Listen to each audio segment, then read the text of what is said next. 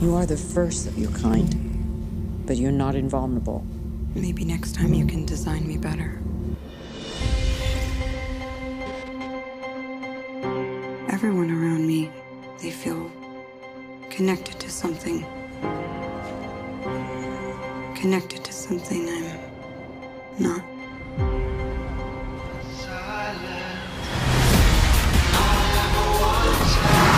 I don't know who to trust. You trust me, right? I know I have a past. I'll find out who I was.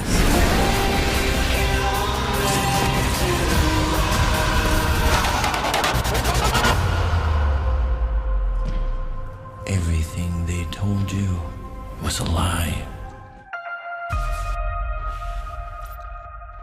Hello and welcome to Deja View, the Ithacan's weekly reviews podcast. I'm reviews editor Jake Leary, and I'm here today with Patrick Pinney.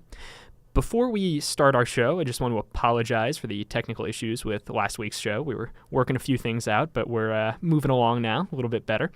And we're here today to talk about Ghost in the Shell. And Patrick, I know you're very knowledgeable on this subject matter, so I thought you'd be... Well, give yourself a little bit more credit.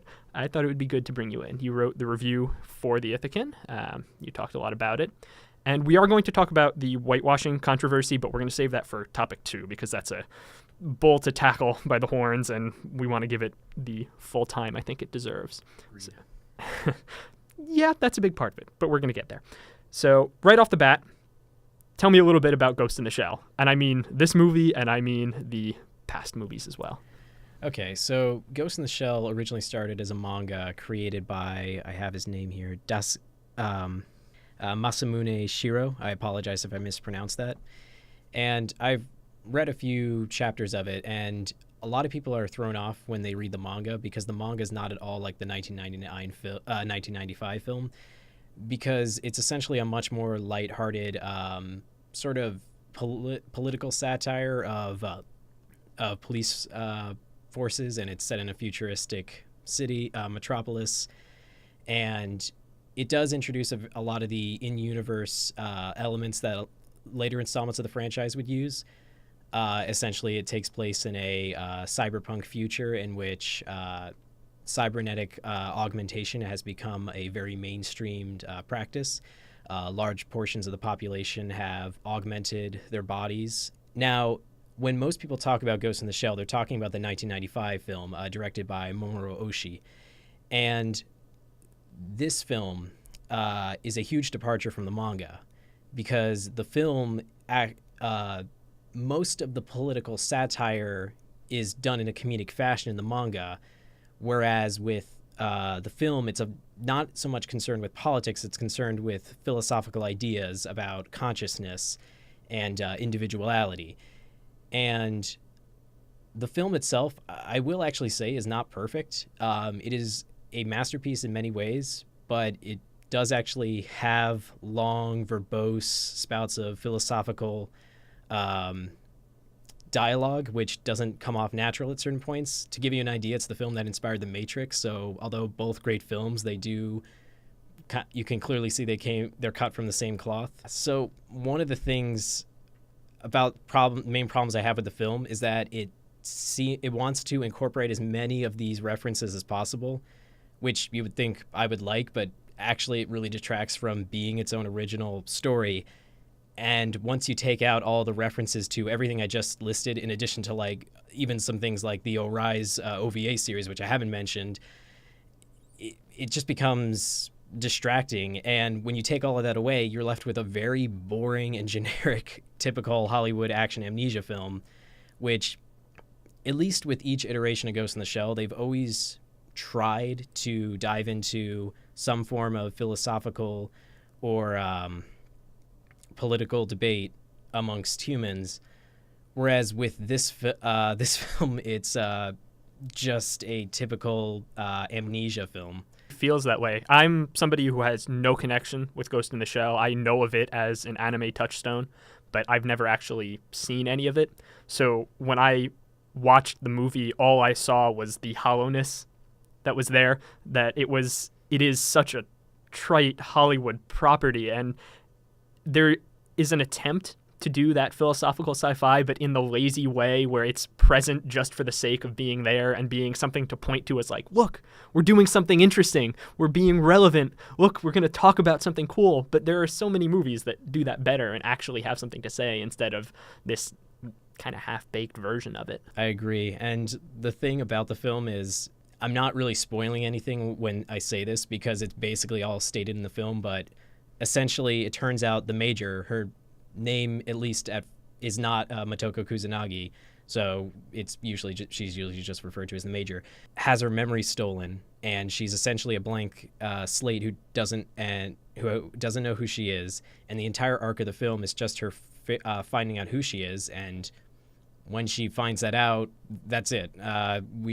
There's no personal character growth of her. She feels lonely and without any human connection, and with a cybernetic body that can't feel the sensation of touch. And then once she makes some personal connections with her past, then she finds herself, and there's nothing really to grasp on. Well, describing that plot synopsis, there is potential there, but it does so in this very by-the-numbers manner, and there's also a lack of character there. And that was another thing that bothered me as, an uninitiated viewer. There are all these people who I don't care about, and I'm never given a reason to care about, and that's supposed to be the crux of the movie, but it doesn't work. Well, to give also another example, The Bourne Identity, which is is kind of a film that a lot of other films have kind of ripped off or taken homage to, if you like that term more politely, is at the very least the audience sympathizes with Jason Bourne and we connect with him, whereas with Scarlett Johansson's performance, the dialogue is really stale. She doesn't have any characteristics, whereas in the other installments of the franchise, the Major actually is a very well-developed character, often very stoic, but also very playful. And it also depends which iteration, because each iteration has a slightly different characterization. And I'm fine with if the film wanted to go in a different direction with her character, but there is no character. There's nothing there.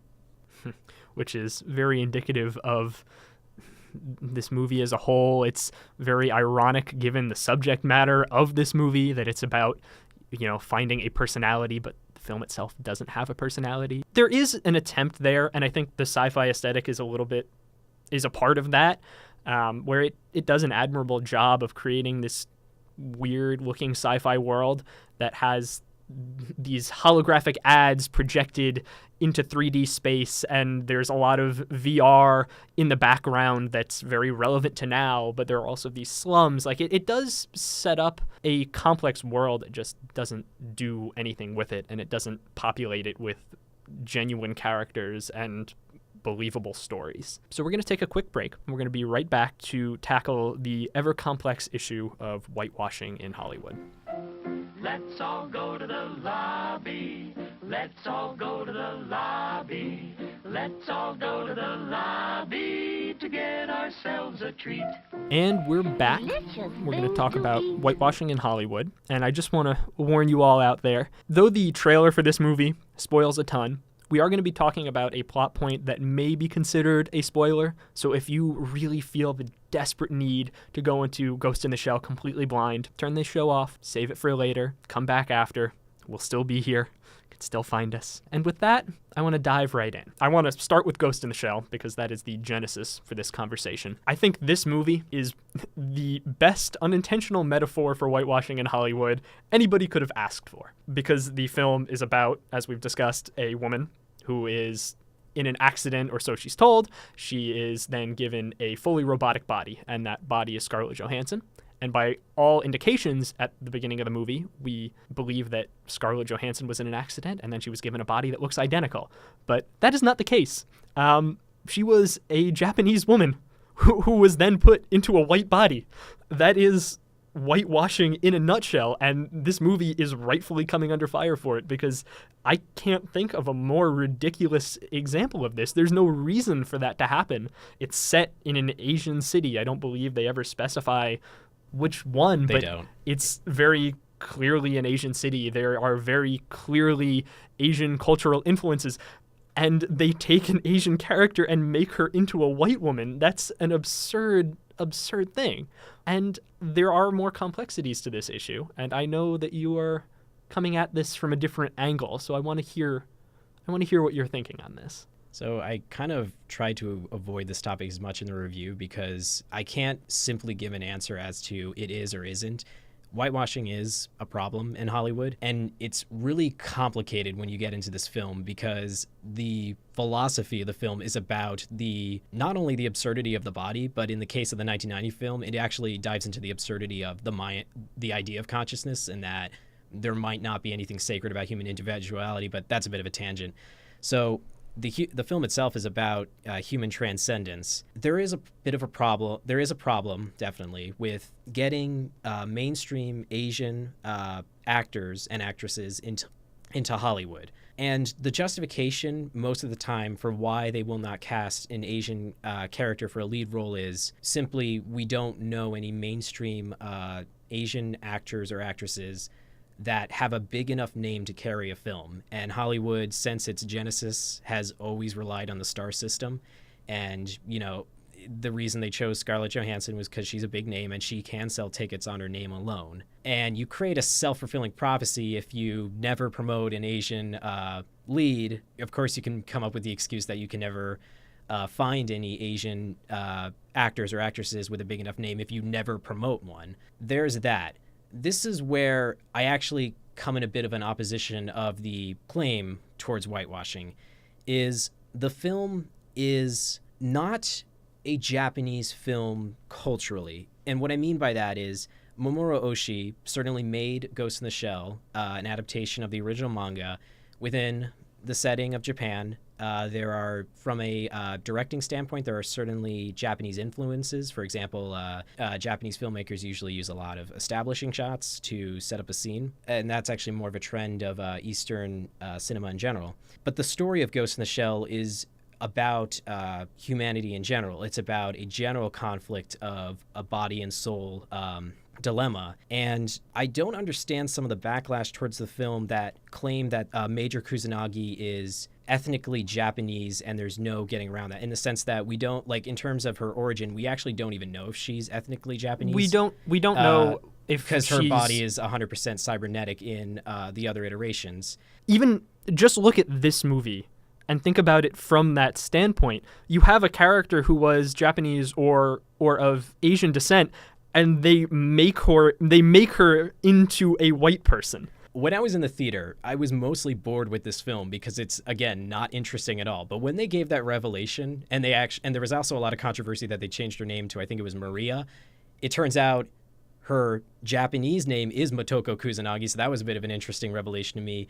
And I found myself invested more in the movie because I'm like, oh, wow, this adds a whole new layer. There is in-universe whitewashing. And the thing about the film is that Rupert Sanders, he doesn't really seem to get any of it. Like, when he described the film and he tried to justify casting Scarlett Johansson, he said, well, she doesn't really have a nationality. Our character is not really meant to represent any nationality or ethnicity. But then in the film, it turns out she's Japanese. So honestly, I don't think he even really knew what he was doing when he casted Scarlett Johansson. So here's more or less my, not really defense of her casting, but more of a pragmatic argument for why I think journalists need to let some cases of this go. And I'll give an example of a recent film, The Great Wall. It stars Matt Damon in ancient China, and he wears a ponytail and he looks really stupid. However, the debate gets a little bit more interesting because it's directed by a Chinese director, and the cast is, with the exception of, I think, Willem Dafoe and one other person, entirely Asian, is full of Asian actors and actresses who are big in Asia, and is directed by a Chinese man, and would have been a great merging of Western and Eastern film, and brought Eastern filmmakers and actors to America. And I remember at the Oscars, they were riffing on the film and calling it, racist, and it's like, but that was a Chinese man's decision to cast Matt Damon in it because he wanted to get the Western audience on his film. Then people at the Oscars, or journalists who accuse the film of whitewashing, sink the ship and say, this is an example of whitewashing, destroy this. it's abhorrent. Well, now you prevented this director and all of these supporting actors and actresses from getting a name into Hollywood. And I actually think if you don't look at the issue more complexly, you end up preventing these actors and actresses from getting into Hollywood. There were more Asian actors and actresses within Ghost in the Shell than your average Hollywood film, and not just ethnically Asian, but also from Japan or from China. But there really weren't. The main character isn't, the villain isn't, the main character's best friend isn't, and most of the people on her squad aren't. And there shouldn't be a diversity quota in Hollywood, but there also has Some to would be. argue with you. Oh, I know some people would argue with me, and I'd argue right back because I think that idea is absurd and it infuriates me. But something like this is also ridiculous, where there is no justifiable reason. The economics, you can't say the economics don't matter, but come on. Like, this is 2017. There's no reason to have something as absurd as Ghost in the Shell go by like this. I'm not going to see this movie because Scarlett Johansson's in it. You know, this movie is no better because Scarlett Johansson is in it, and it becomes almost laughably bad because she is. I agree, and if I've made it clear, I don't like this film. And to people who would say, you know, why don't we have a Japanese version of the film? I'd say go watch the Japanese film. It's amazing. The problem is it's just with mainstream Hollywood in general, a lot of people will write articles bashing whitewashing, which, yeah, it's justified to do so, but they don't go out and see films necessarily that actually promote Asian ethnicity. And the truth is, the names in Hollywood is what sells the thing. So, yeah, it's really ridiculous to see Matt Damon in a ponytail, but that's also what gets it to Hollywood, in theory. I'm not saying I actually like that method, but from what I've seen from mainstream Hollywood, it does seem like, at the very least, it could spawn a future in which we have more ethnically diverse casting. But Ghost in the Shell doesn't do that. A lot the examples of whitewashing don't do that. They actually detract from that because you have, again, in Ghost in the Shell, you have a literal Asian character being turned into a white person. In other films, I think A Beautiful Mind, it was based on a real person, based on real people, and one of the characters who was of Asian descent was played by Jessica Connelly. Like, you have things like that, and they detract from that. They prevent that from happening. It's not using a famous person as a masthead or as a figurehead to actually get these films seen. It's taking people who should be portrayed by Asian people or by Native Americans or somebody who is actually of that ethnicity and preventing them from being able to do that. It's a problem. You know, Johnny Depp in Lone Ranger, there's no reason for that. You know, it doesn't make sense. And it's very indicative of a lot of what we've seen in Hollywood and a lot of what we've seen in the last year. We're seeing it now with this new adaptation of Death Note that's being Americanized, and that's a more complicated issue, but it's there. We've seen it with Tilda Swinton in Doctor Strange. Well, here's the other thing. It's funny you bring those up.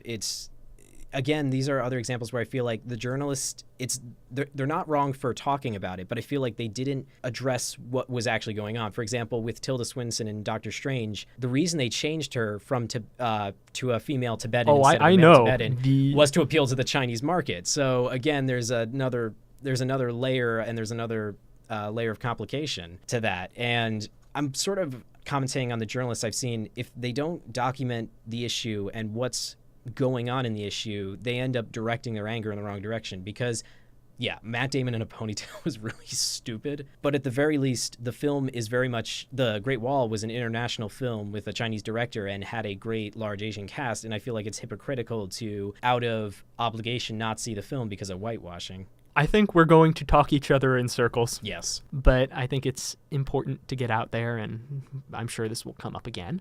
I want to thank you, Patrick, for sitting down with me today. Thank you. Yeah, it was I think, a good discussion. But that's going to do it for this week. For Deja View, I'm Jake Leary. Thank you for listening.